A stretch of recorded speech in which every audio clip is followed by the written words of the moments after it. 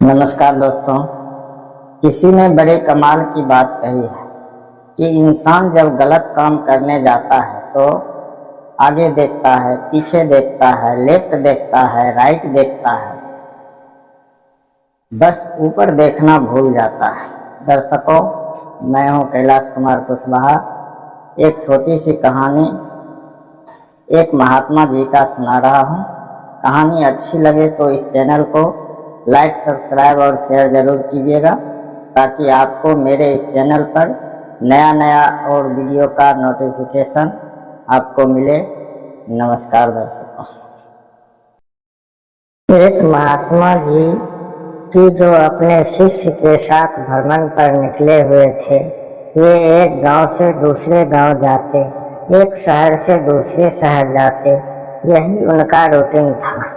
भ्रमण पर निकले हुए थे, जहां रुक जाते थे शाम में वहां प्रवचन कर। महात्मा जी ज्यादा बात नहीं करते थे, उन्हें शांत रहना पसंद था। उनका जो शिष्य था उसको दुनियादारी की बातों में बड़ा इंटरेस्ट था। दूसरे की जिंदगी में ताका झाकी करने में यकीन रखता था। लोगों से ज़्यादा बात करना उसे महात्मा जी को ये सब पसंद नहीं था। वो ज़्यादा किसी के जीवन में ताका झाकी करते नहीं थे, अपना काम से काम रखते थे, अपने रास्ते पर चलते थे। एक सुबह निकले हुए थे भ्रमण पर, वही उनकी यात्रा चल रही थी। एक नदी के किनारे से जा रहे थे तो उन्होंने देखा एक मछुआरा जो था वो मछली पकड़ रहा था। गुरु जी तो अपना चुपचाप, महात्मा जी तो निकल गए।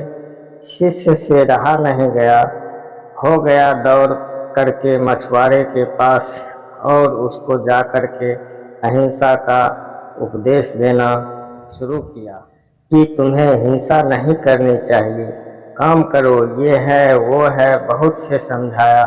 मछुआरे ने शुरू में रिक्वेस्ट नहीं किया, शुरू में ज़्यादा बोला नहीं, लेकिन जब वह शिष्य बोले ही जा रहा था, ज्ञान पर ज्ञान दिया जा रहा था, तो मछुआरा जो था वो बहुत ज़्यादा, दोनों के बीच में बहस होना शुरू हो गई।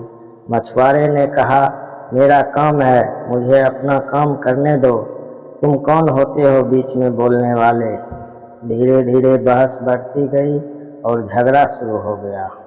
महात्मा जी ने पीछे पलट कर के देख, उन्हें उनकी आदत मालूम थी। दौड़ करके आए, शिष्य का हाथ पकड़ा, उसे खींचकर वहाँ से ले गए।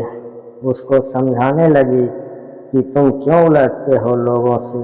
शिष्य ने कहा, देखा नहीं आपने गुरुजी, वह गलत काम कर रहा है। उसको शिक्षा दे रहा था कि हिंसा नहीं करनी चाहिए, अहिंसा का रास्ता अपना।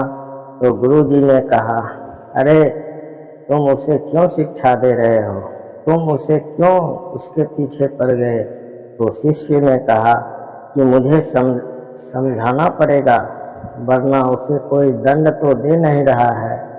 यहाँ के महाराजा ने भी कोई प्रावधान नहीं रखा है को दंड मिले। गुरुजी ने कहा, यहाँ कोई किसी को दंड नहीं देगा, न तो वह देगा, किसी को देना है। तुम्हें दंड देना की जरूरत नहीं है, तुम्हें ज़्यादा सोचने की जरूरत नहीं है। शिष्य ने कहा, उसे कौन दंड देगा।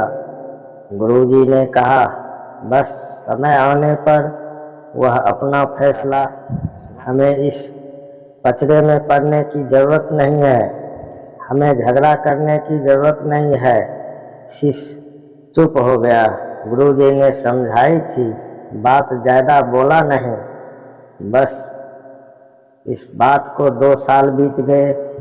कमाल हुआ कि उसी रास्ते से वापस जा रहे का समय था। नदी के किनारे दृश्य बदला हुआ था।